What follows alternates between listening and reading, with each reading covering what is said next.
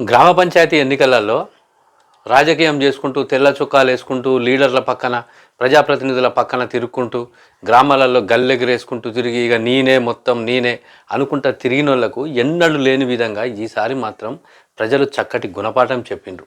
అధికార పార్టీ అని కాదు, ఇంకో పార్టీ అని కాదు, గతంలో పాలించిన పార్టీ అని కాదు, ప్రజలతోని రాజకీయం చేసే ఏ పార్టీని వదలకుండా మలిసి కూర్చోబెట్టిండ్రు ప్రజలు మొత్తం ఈ ఎన్నికలలో రాజకీయ నాయకుల్ని కానీ ప్రచారం చేయడానికి వచ్చిన ప్రజాప్రతినిధుల్ని కానీ ఇంకెవ్వరిని చూడకుండా వాళ్ళకు నచ్చిన విధంగా ఓటేసిండ్రు.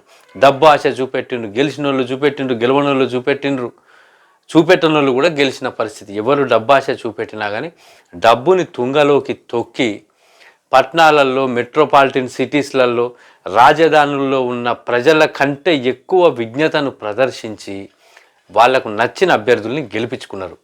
ఇంకా చూస్తే కొన్ని చోట్ల నవ్వు కలిగించే అంశం ఏంటంటే రాజకీయ పార్టీలు ఇన్ఛార్జీలని పంపించినాయట. అక్కడ అభ్యర్థులు ఎవరో గెలిస్తే అక్కడ నేను ఇన్ఛార్జిగా పనిచేసినా కాబట్టి గెలిచిందని చెప్పుకునే పోస్టింగ్లు కూడా మనం చూస్తూ ఉన్నాం. అంటే ఊర్లో పెళ్ళికి కుక్కలకు ఏదో అన్నట్టు ఆ విధంగా ఉంది పరిస్థితి.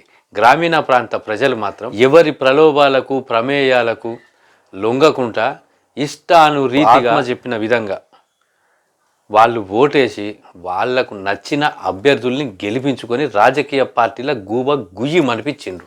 పెద్ద పెద్ద కాన్వాయిలతో వెళ్ళి మంది మార్బలాన్ని వేసుకొని అధికార దర్పం ప్రదర్శించుకుంటూ ప్రచారంలో పాల్గొని వీళ్ళని గెలిపి వాళ్ళని గెలిపియండి అని చెప్పినప్పటికీ ప్రజలు వాళ్ళ మాట వినకుండా వాళ్లకు నచ్చిన వాళ్ళ అభ్యర్థిని గెలిపించుకొని రాజకీయ నాయకులకు కూడా చక్కటి గుణపాఠం చెప్పిండ్రు. ఇలాంటి విజ్ఞతను ప్రజలు ప్రదర్శించి డబ్బుకి లొంగకుండా రాజకీయ ఈ పార్టీ ఆ పార్టీ అని చూడకుండా మనకు పనిచేసే వ్యక్తి, మనకు ప్రతినిధిగా ఉండే వ్యక్తిని గెలిచినకపోయి రాజకీయ నాయకులు ప్రజాప్రతినిధుల సంఖ కింద జబ్బల కింద గూకుంటే మనం ఏదన్నా పనికి పోవాలంటే ఆఫీసుల చుట్టూ తిరిగి ఎక్కడున్నావని 10 సార్లు ఫోన్లు చేసే లాంటి పరిస్థితిని పక్కన పెట్టి చక్కటి అభ్యర్థి, మన కోసం పనిచేసే అభ్యర్థిని ఇక ముందు రాబోయే ఎన్నికలలో కూడా గెలిపించుకుంటే చాలా మంచిది. అట్లాంటి అభ్యర్థులు ఎవరైనా ఉన్నా మనం వాళ్ళ గురించి చర్చించుకుందాం. తప్పకుండా అట్లాంటి మంచి వ్యక్తుల గురించి చర్చ జరగాలి.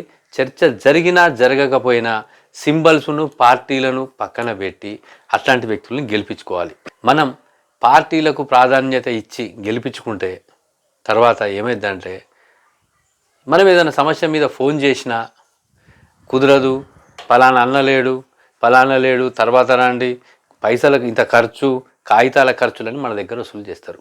ఇవన్నీ దృష్టిలో పెట్టుకొని ఇంకా ముందు జరగబోయే జెడ్పీటీసీ, ఎంపీటీసీ, మున్సిపాలిటీ ఇంకా ఏ ఎన్నికలు ఉన్నాయో ప్రజల కోసం ఎవరైతే కష్టపడుతూ ఉన్నారో అలాంటి వ్యక్తుల్ని తప్పకుండా గెలిపించుకోండి.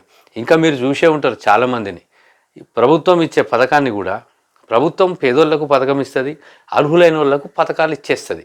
ఏ స్కీమ్లు అవుతున్నాయి అవన్నీ నేనే ఇప్పించినా, నువ్వు ఈ మీటింగ్కి రాకపోతే నీకు ఇది రాదు, నువ్వు 10,000 20,000 ఇవ్వకపోతే నీకు అది రాదు ఇది రాదని చెప్పిన వాళ్ళని కూడా దృష్టిలో పెట్టుకొని అలాంటి వారు ఎలక్షన్లలో నిలబడితే వాళ్ళకి గుణపాఠం చెప్పండి. అట్లాంటి వాళ్ళకి గుణపాఠం చెప్పకపోతే ప్రభుత్వం ఇచ్చే పథకానికే మధ్యలో వీళ్ళ క్రెడిట్ కొట్టేసి రేపు ఎన్నికలలో నిలబడదాం అనుకుని ఎట్లయితే ఉన్నారో అట్లాంటి వాళ్ళని గెలిపిస్తే మన ఇంటి ముందు కాలువ తీయడానికి కూడా పైసలు ఇవ్వాల్సిన పరిస్థితి వస్తుంది. దయచేసి విజ్ఞతతో ఆలోచించి ఇప్పుడు మన పెద్దలు పల్లెల్లో ఏ విధంగా అయితే రాజకీయాలకు అతీతంగా గెలిపించిండ్రో ఆ విధంగానే రాబోయే ఎన్నికలలో అలాంటి అభ్యర్థులకు ఓటేద్దాం. Thank you friends.